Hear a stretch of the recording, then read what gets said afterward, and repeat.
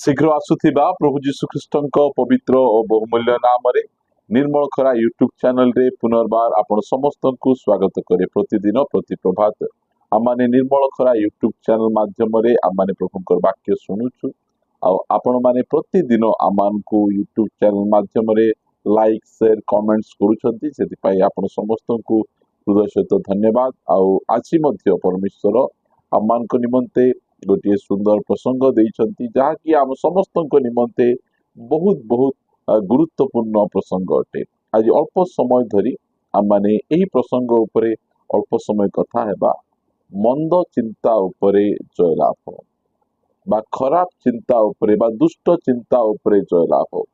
कारण अनेक भाई भूणी माने आमान को से माने फोन करंती मेसेज करंती आमान को पचारंती जे आमाने विभिन्न प्रकार मंद चिंतार आम पड़ुଛୁ विभिन्न प्रकार मंद चिंता गुड़िक मन मध्य आसूची आमे कि प्रकार भाव रे सही सब चिंता उपरे आमे जय लाभ करि परिबु ए प्रकार प्रश्न गुड़िक से मानक मन मध्य थाए आ से माने आम मान पचारती सेति आज आपण मान कहिबा पाई चाहे जे मंद चिंता दुष्ट चिंता खराब चिंता उपरे आमे कि प्रकार भाव रे आमे जय लाभ करिबा से विषय अल्प समय धरी आमे कथबार्ता हेबा। आसंतु आमे गोटे वाक्य पढ़िबा बाइबल रो जहा कि आमाने फिलिपियो पुस्तक 4 अध्याय 8 पद फिलिपियो पुस्तक 4 अध्याय 8 पद रे प्रकार लिखा गला अवशेष रे हे भातृगण जहा जहा सत्य जहा जहा आदरणीय जहा जहा यथार्थ जहा जहा विशुद्ध जहा जहा प्रीतिभाजन जहा जहा सुख्याति युक्त जे कोनसी सद्गुण और प्रशंसार विषय थाए से समस्त विषय चिंता कर। एही स्थान रे बाइबल आमान को कहे जे आमे कौन चिंता करिबा आमानकर 4 पद लिखा जाउची कौन चिंता करिबा कथा नुही। यदि आमे 4 अध्याय 6 पद लिखा जाउची कौन सी विषय चिंतित हुआ नहीं मात्र लिखा जाउची 8 पद रे एही सब विषय को नहीं तुम चिंता कर। मु आज आपण मान कहिबा पाई चाहे जे आमे कौन चिंता करिबा एहा शैतान डिसाइड करिबो नहीं परिस्थिति डिसाइड करिबो नहीं परमेश्वर मध्य आमे कौन चिंता करिबु एहा परमेश्वर मध्य डिसाइड करूनांती। आज कहिबा पाई चाहे आपण कौन चिंता करिबे एहा आपणको ऊपर रहिला आपणको मन मध्य रे शैतान जो प्रकार थॉट्स परिस्थिति जो प्रकार भाबरे थॉट्स आपण मान को दउछि से सब विषय को चिंता करिया पाई आपण माने कोनोसी प्रकार भाबरे बाध्य नुहंती। अनेक युवा युवती माने अछंती सेमानंकु बहुत प्रकार खराब चिंता गुड़िक बेविचार चिंता कामुकतार चिंता सेमानक मन मध्य शैतान आणे आउ से सब विषय रे से चिंता करती आउ से माने पाप रे पड़ी जाती। आउ अनेक लोक अछंती जो माने कि डिस्करेज हेबार चिंता तुम्हें ये परिस्थिति बाहरी पारिबो नहीं ए रोग सुस्थ हो पारिबो नहीं तोर अवस्था केबे बदलिबो नहीं एही सब विषय गुड़िक को चिंता करी करी करी से माने डिप्रेशन रे पड़े जाउछंती। आउ से माने कहउछंती ए आमे कोन करिवु हमर ई सब चिंता गुड़िक आसुची चिंता गुड़िक आसीबो मात्र आमे से सब चिंता करिवा पय बाध्य नुहो। आज कहिबा पय चाहे जे आपण कोन चिंता करिवे एहा आपण निजे डिसाइड करिवे आपण आपणकर मंगलर चिंता करिवे कि अमंगलर चिंता करिवे आपण आशीर्वाद चिंता करिवे कि अभिशाप चिंता करिवे आपण भल चिंता करिवे कि मंज चिंता करिवे परमेश्वर आमको से स्वाधीन इच्छा आम मान को देइछंती। सेति पई बाइबल आम मान को कहे अवशेष रे हे भातृगण जहा जहा सत्य मिथ्या विषय आम चिंता करिबा नै सत्य कौन परमेश्वर आमर सहवर्ती परमेश्वर आमको उद्धार करिछंती परमेश्वर आमको मुक्त करिछंती परमेश्वर आमको पापरु आमको उद्धार करिछंती परमेश्वर आमको अंधकार शक्ति रु बाहर करी आमको तांको प्रेम पुत्र यीशुଙ୍କ राज्य मध्य को स्थानांतरित करिछंती। एही सत्य चिंता आमे करियो मिथ्या चिंता काहे कि तू भल पड़िबु नहीं तो रोग सुस्थ हेबो नहीं तू आत्मिक जीवन रे बढ़ी पारिबु नहीं परिस्थिति रो परिवार रो परिस्थिति गुडी को बदलिबो नहीं एही सब चिंता गुडी को आमे काहे कि करिबा यह सत्य चिंता नुहे यह मिथ्या चिंता आमर परमेश्वर सब करि परिबे आमर परिवार परिस्थिति को बदलाई परिबे आम रोग को सुस्थ करि परिबे आमर अभाव को मोचन करि परिबे आमानकर पाठ पढ़ारे आमको साहाय्य करि परिबे ଆମର ପରମେଶ୍ୱର ଏହା କରିପାରିବେ। ମାତ୍ର ଯୋଉ ସମୟରେ ଶୟତାନ ଆମକୁ ମିଥ୍ୟା ଚିନ୍ତା ଦଉଛି, ଆମେ ସେଇ ଚିନ୍ତା କରିବା ପାଇଁ ବାଧ୍ୟ ନାହିଁ। ଯୋଉ କୁଚିନ୍ତା ଦଉଛି, ଖରାପ ଚିନ୍ତା ଦଉଛି, ଆମେ ସେଇ ଚିନ୍ତା କରିବାକୁ ବାଧ୍ୟ ନାହିଁ। ବାଇବଲ ଆମମାନଙ୍କୁ ଶିଖାଏ ଯେ କଣ ଚିନ୍ତା କରିବା କଥା ନୁହେଁ। କଣ ଖାଇବ, କଣ ପିଇବ, କଣ ପିନ୍ଧିବ, ଏଇ ସବୁ ବିଷୟକୁ ନେଇ ତୁମେ ଚିନ୍ତା କର ନାହିଁ କି ତୁମେ ଚିନ୍ତିତ ହୁଅ ନାହିଁ। ଏଇଟା ଯାକ ତୁମକୁ ଆବଶ୍ୟକ ସ୍ୱର୍ଗସ୍ଥ ପିତା ତୁମର ଜାଣନ୍ତି।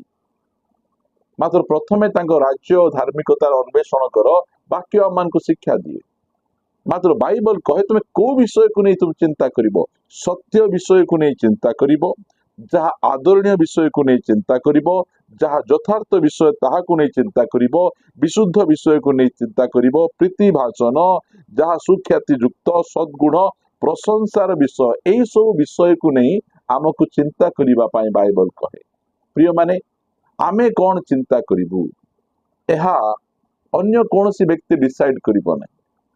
ଆମେ ନିଜେ ନିଷ୍ପତ୍ତି ନେବା। ଏଇ ସ୍ୱାଧୀନ ଇଚ୍ଛା ପରମେଶ୍ୱର ଆମକୁ ଦେଇଛନ୍ତି। ଯୁବା ଯୁବତୀ ମାନେ, ଆପଣ ମାନଙ୍କ ମଧ୍ୟରେ ଯୋଉ ସମୟରେ କୌଣସି ପ୍ରକାର ଲୈଙ୍ଗିକ ଚିନ୍ତା ଆସେ, ସେକ୍ସର ଚିନ୍ତା ଆସେ, ସେଇ ସମୟରେ ଆପଣ ତାହାକୁ କାହିଁକି ଚିନ୍ତା କରୁଛନ୍ତି? ଆପଣ ଯୋଉଟା ଭଲ ସେଇଟା ଚିନ୍ତା କରନ୍ତୁ। ପବିତ୍ର ଜୀବନ ଯାପନ କରିବା, ତା ଉପରେ ଜୟ ଲାଭ କରିବା, ପ୍ରଭୁ ଆମମାନଙ୍କୁ ସେଥିରେ ଉଦ୍ଧାର କରିବେ, ସେଇଟା ଆମେ ଯୋଉ ଚିନ୍ତା କରିବା, ତାହେଲେ ଆମମାନଙ୍କ ନିମନ୍ତେ ଉତ୍ତମ ହେବ।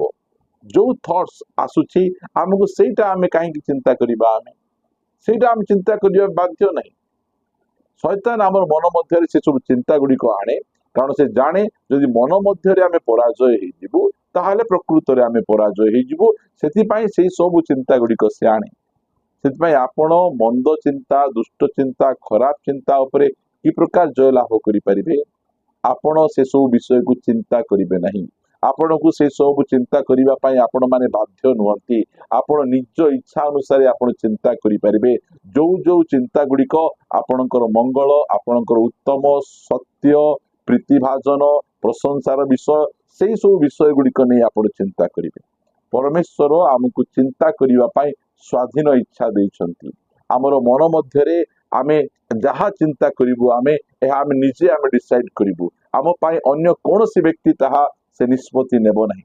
ସେଥିପାଇଁ ପ୍ରିୟ ପ୍ରଭୁଙ୍କ ଲୋକମାନେ, ଆପଣ ମାନଙ୍କୁ କହିବା ପାଇଁ ଚାହେଁ, ମନ୍ଦ ଚିନ୍ତା ଉପରେ କି ପ୍ରକାର ଆପଣ ଜୟ ଲାଭ କରିବେ? ଯୋଉ ସମୟରେ ମନ୍ଦ ଚିନ୍ତା ଆସୁଛି ତାହାକୁ ଅଗ୍ରାହ୍ୟ କରନ୍ତୁ। ମୁଁ ଏହା ଚିନ୍ତା କରିବା ପାଇଁ ବାଧ୍ୟ ନାହିଁ, ମୁଁ ଏହା ଚିନ୍ତା କରିବି ନାହିଁ। ରୋଗରେ ଅଛନ୍ତି, ଆପଣ ସୁସ୍ଥତାର ଚିନ୍ତା କରନ୍ତୁ। ଆପଣ ଅଭାବରେ ଅଛନ୍ତି, ଆପଣ ମାନେ ପରିପୂର୍ଣ୍ଣତାର ଚିନ୍ତା କରନ୍ତୁ। ଆପଣ ଦୁର୍ବଳ ଅବସ୍ଥାରେ ଅଛନ୍ତି, ସବଳତାର ଆପଣ ଚିନ୍ତା କରନ୍ତୁ। ଆପଣ ମିଥ୍ୟାରେ ଅଛନ୍ତି, ସତ୍ୟର ଚିନ୍ତା କରନ୍ତୁ। ଅନ୍ଧକାରରେ ଅଛନ୍ତି, ଆଲୋକର ଚିନ୍ତା କରନ୍ତୁ। ଏହା ହେଲେ ଆପଣ ମାନେ ସେହି ମନ୍ଦ ଚିନ୍ତା ଉପରେ ଆପଣ ଜୟ ଲାଭ କରିପାରିବେ। ପରମେଶ୍ୱର ଆମକୁ ସେଇ ସ୍ୱାଧୀନ ଇଚ୍ଛା ଦେଇଛନ୍ତି। ଆଉ ବାଇବଲ କହେ ଏଇ ସବୁ ବିଷୟ ନେଇ ତୁମେ ଚିନ୍ତା କର। ଏଇ ସବୁ ବିଷୟ ଆମକୁ ନଷ୍ଟ କରିବ ନାହିଁ। ଏଇ ସବୁ ବିଷୟ ଗୁଡିକ ଆମକୁ ଆହୁରି ଅଧିକ ଆତ୍ମିକ ଜୀବନରେ ଆମକୁ ବଳବାନ କରିବ। ବାକ୍ୟର ବିଷୟ ନେଇକିନା ଚିନ୍ତା କରନ୍ତୁ। ପ୍ରଭୁ କହିଥିବା କଥାକୁ ନେଇ ଚିନ୍ତା କରନ୍ତୁ। ଉତ୍ତମ ଭବିଷ୍ୟତକୁ ନେଇ ଆପଣ ଚିନ୍ତା କରନ୍ତୁ। ତାହେଲେ ଆପଣ ମନ୍ଦ ଚିନ୍ତା ଉପରେ ଜୟ ଲାଭ କରିବେ। ଶୟତାନ ପରିସ୍ଥିତି ଆପଣଙ୍କ ଜୀବନରେ ଯେକୌଣସି ଚିନ୍ତା ଆଣେ, ଆପଣ ଚିନ୍ତା କରିବା ପାଇଁ ବାଧ୍ୟ ନୁହନ୍ତି। ଆପଣ କଣ ଚିନ୍ତା କରିବେ, ଆପଣ ଏହା ଡିସାଇଡ କରିବେ। ସେଥିପାଇଁ ଆଜିର ସନ୍ଦେଶ ଆପଣ ମାନଙ୍କ ନିମନ୍ତେ ଆପଣଙ୍କୁ ଚିନ୍ତା କରିବାର ସ୍ୱାଧୀନତା ଅଛି। ଆପଣ ଯାହା ଇଚ୍ଛା କରିବେ ତାହା ଆପଣ ଚିନ୍ତା କରିପାରିବେ। ଆଉ ବାଇବଲ ଆମମାନଙ୍କୁ ଶିଖାଏ ଏଇ ସବୁ ବିଷୟ ନେଇ ତୁମେ ଚିନ୍ତା କର, ତାହେଲେ ତୁମେ ଆଶୀର୍ବାଦ ପାଇବ, ତୁମେ ଉନ୍ନତି ଲାଭ କରିବ। ପ୍ରିୟମାନେ, ଆସନ୍ତୁ ଆମେ ସେଇ ସବୁ ବିଷୟ ଗୁଡିକୁ ନେଇ ଚିନ୍ତା କରିବା, ମନ୍ଦ ଚିନ୍ତା ଗୁଡିକକୁ ଅଗ୍ରାହ୍ୟ କରିବା। ପ୍ରାର୍ଥନା କରିବା। ମଙ୍ଗଳମୟ ପିତା, ମୁଁ ତୁମକୁ ଧନ୍ୟବାଦ ଦିଏ। ମନ୍ଦ ଚିନ୍ତା ଉପରେ ଆମେ କି ପ୍ରକାର ଜୟଲାଭ ଆମେ କରିପାରିବୁ, ସେଥି ନିମନ୍ତେ ତୁମେ ଅତି ସୁନ୍ଦର ପରାମର୍ଶ ଦେଇଛ। ଆମେ ତୁମକୁ ଧନ୍ୟବାଦ ଦଉଛୁ। ଅନେକ ସମୟରେ ଆମେ ଶୈତାନ ଯାହା ଆମର ମନରେ ଆସିଲେ ତାହା ଆମେ ଚିନ୍ତା କରିଥାଉ।